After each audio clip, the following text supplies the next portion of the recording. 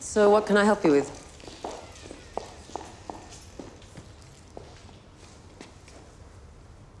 It's true, isn't it? You and Frankie do well.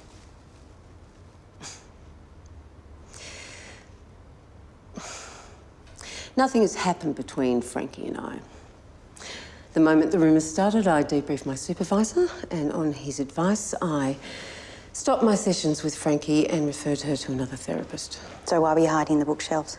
We weren't hiding. We were talking about something of a private nature.